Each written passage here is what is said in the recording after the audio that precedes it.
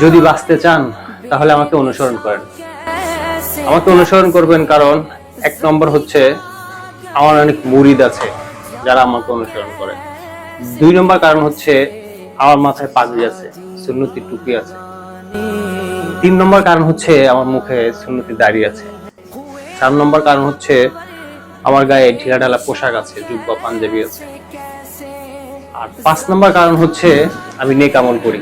6 নম্বর কারণ হচ্ছে আমি নামাজ পড়ি। 7 নম্বর কারণ হচ্ছে আমি তেলাওয়াত করি। 8 নম্বর কারণ হচ্ছে আমি ভালো কাজ করি। 9 নম্বর কারণ হচ্ছে আমি এখনো ধোঁকার মধ্যে আছি। 10 নম্বর কারণ হচ্ছে আমি গুনাহ করি। 11 নম্বর কারণ হচ্ছে আমি এখনো জীবিত আছি। 12 নম্বর কারণ হচ্ছে আমাকে আপনারা অনুসরণ করবেন না, কারণ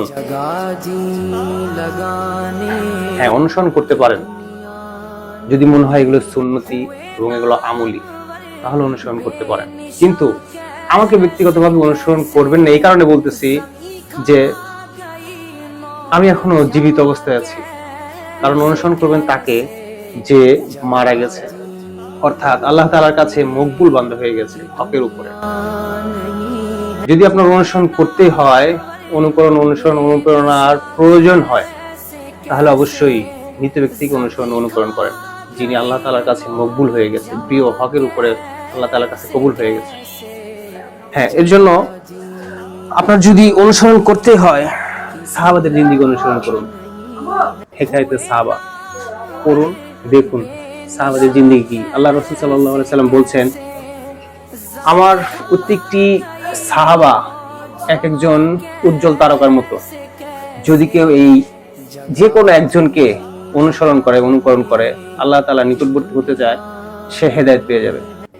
জি, এর জন্য যদি অনুপ্রেরণার প্রয়োজন হয়, তবে অবশ্যই যারা আল্লাহ তাআলার কাছে মকবুল হয়ে গেছে, প্রিয় হয়ে গেছে, মৃতের ঘাটি পার হয়ে গেছে, তাদেরকে আপনি অনুসরণ করেন। যারা জীবিত আছে তারা এখনো ফিতনার সবগুলো ঘাটি অতিক্রম করতে পারেনি। অতএব আপনি কাকে অনুসরণ করবেন এটা আপনার একান্ত ব্যক্তিগত বিষয়। আসসালামু আলাইকুম ওয়া রাহমাতুল্লাহি ওয়া বারাকাতুহু।